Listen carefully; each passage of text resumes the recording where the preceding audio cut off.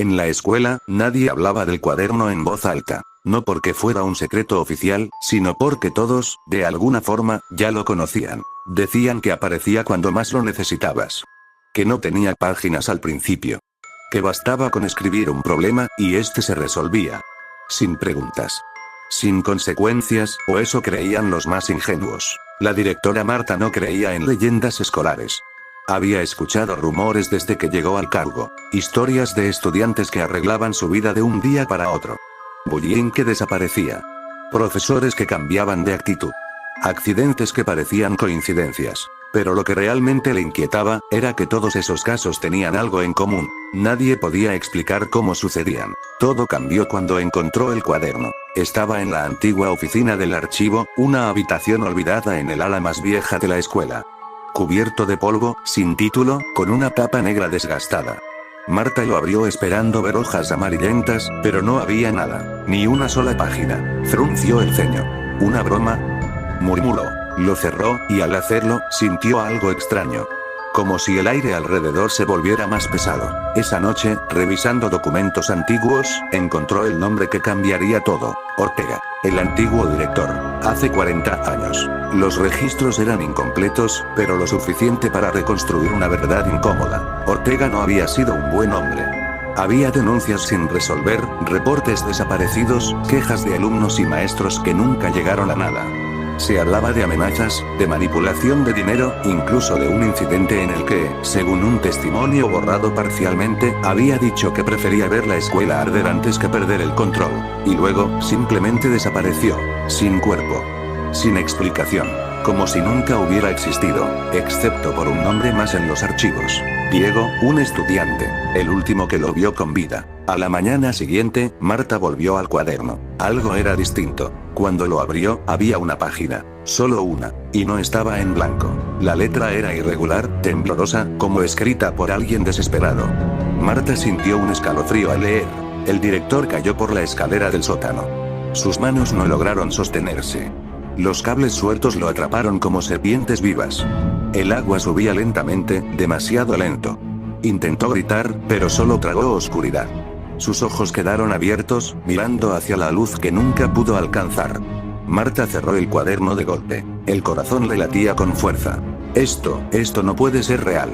Respiró hondo y volvió a abrirlo. La página seguía ahí, pero algo en la tinta parecía moverse, como si aún estuviera fresca. Reunió valor y extendió la mano para tocar el papel. En el instante en que sus dedos rozaron la superficie, la página desapareció. No se borró, no se desvaneció lentamente, simplemente dejó de existir.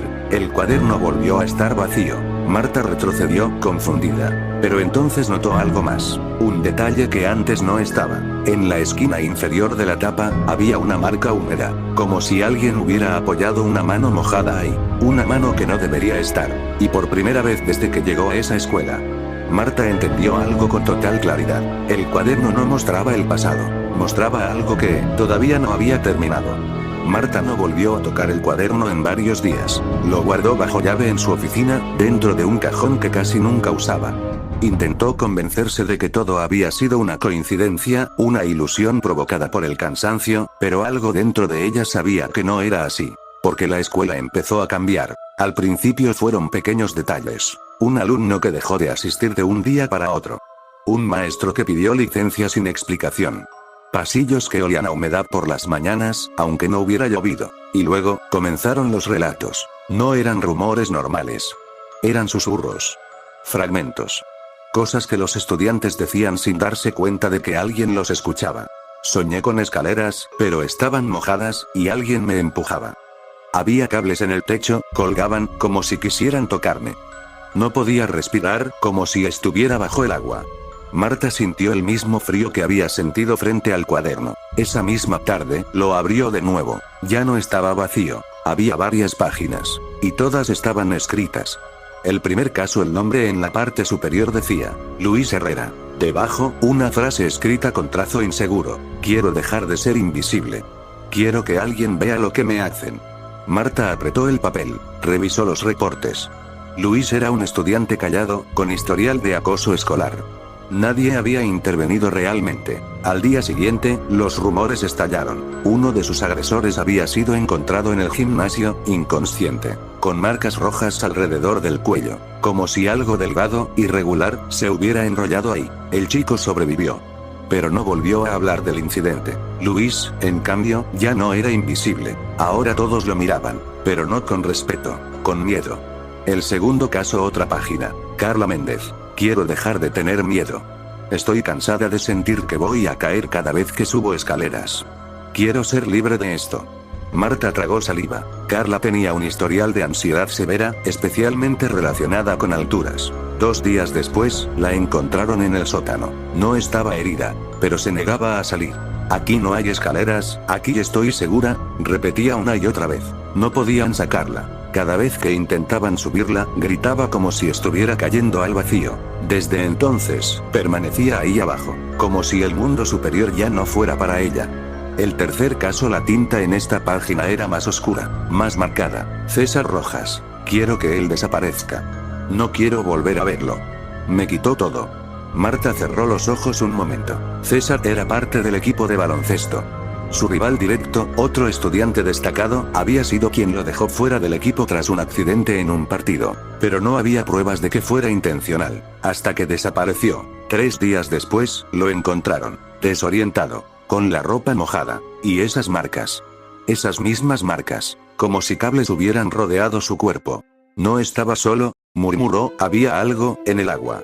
Nunca explicó más. Marta dejó caer el cuaderno sobre el escritorio. Las manos le temblaban. No eran soluciones, eran castigos. Castigos diseñados con una lógica cruel, meticulosa. Como si alguien conociera exactamente el miedo de cada persona. Como si alguien los estuviera observando. Pasó las páginas con rapidez. Y entonces lo vio. Entradas más antiguas. Diferentes. No escritas por estudiantes, sino por otra mano. Más firme, más fría. Anotaciones. Ideas. Planes. El miedo es la mejor herramienta de control.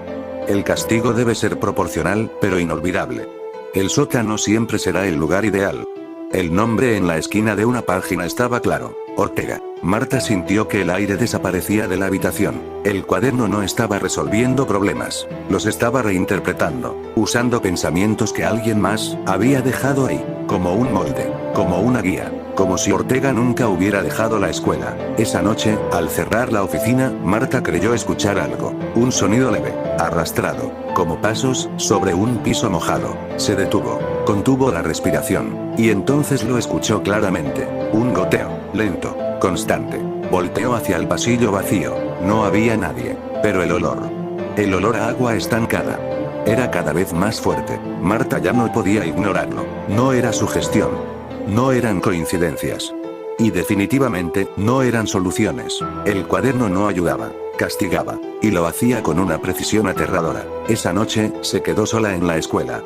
Esperó a que el último conserje se fuera, a que las luces del pasillo se apagaran automáticamente y a que el silencio se volviera absoluto. Llevaba días sin dormir bien. Cada vez que cerraba los ojos, veía lo mismo. Escaleras húmedas, cables moviéndose como si respiraran, y esa sensación constante de estar siendo observada. El cuaderno estaba sobre su escritorio. Cerrado, quieto, pero no inofensivo. Se acabó, murmuró. Sacó una pluma de tinta negra. No la que usaba normalmente. No sabía por qué, pero sentía que debía ser distinta. Abrió el cuaderno. Las páginas estaban llenas. Nombres, deseos, castigos, historias incompletas. Algunas líneas parecían moverse ligeramente, como si aún se estuvieran escribiendo solas. Marta respiró hondo, y fue a la primera hoja, ahí donde todo comenzaba, ahí donde no había nada escrito, aún. Apoyó la punta de la pluma. Su mano tembló. Por un segundo, dudó. ¿Qué pasaría si no funcionaba? ¿Y si lo empeoraba? Entonces recordó a Luis, a Carla, a los estudiantes que ya no eran los mismos, y escribió: quiero que este cuaderno desaparezca para siempre. La tinta se hundió en la hoja, pero no se quedó quieta, se expandió, como si el papel la absorbiera, con hambre. Marta soltó la pluma de golpe. El cuaderno vibró. No fue un movimiento fuerte, fue sutil, pero constante, como un pulso. Las páginas comenzaron a oscurecerse. Primero en las esquinas, luego en el centro, como si se estuvieran quemando desde adentro, pero sin fuego, sin humo, sin olor, solo oscuridad. Marta retrocedió.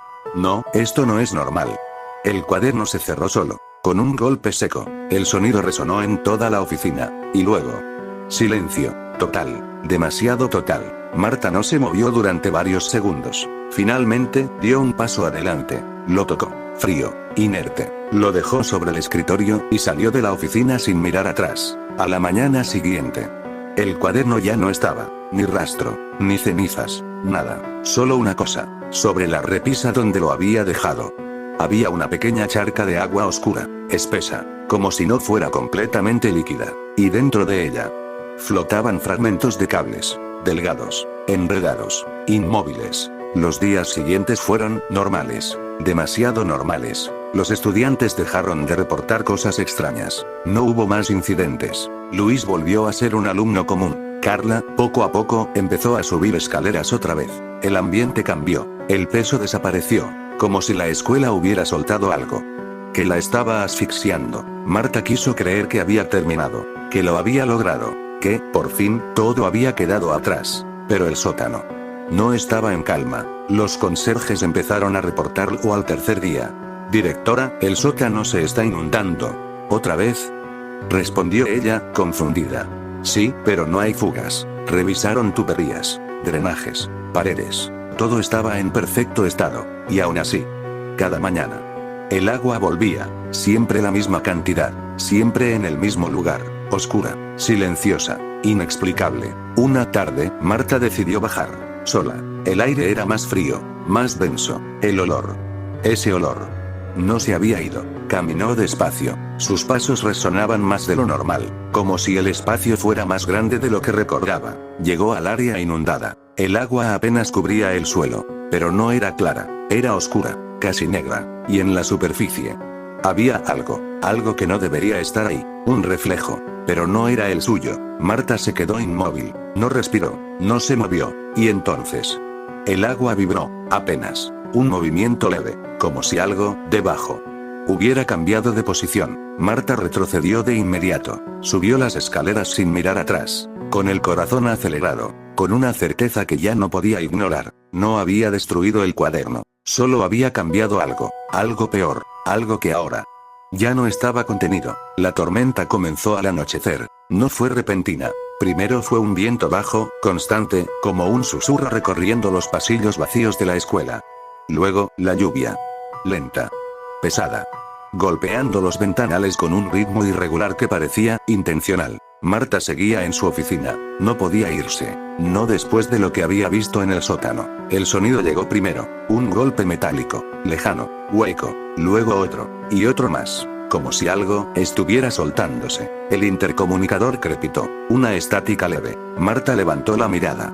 «Hola», dijo, aunque sabía que no debía haber nadie. No hubo respuesta. Solo ese ruido.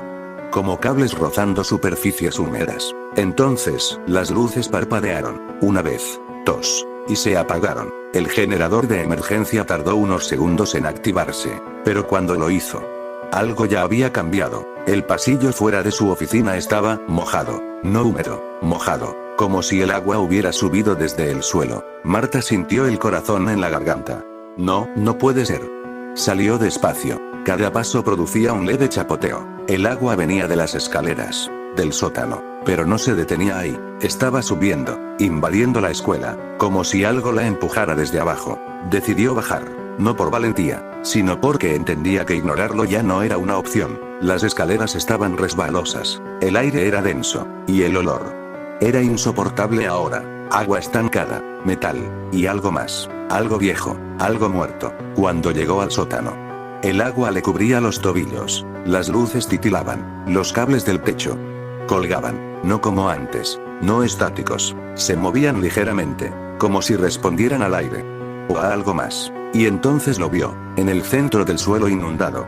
Había un objeto, oscuro, empapado, inconfundible, el cuaderno, el mismo. Marta se quedó paralizada. No, yo te hice desaparecer.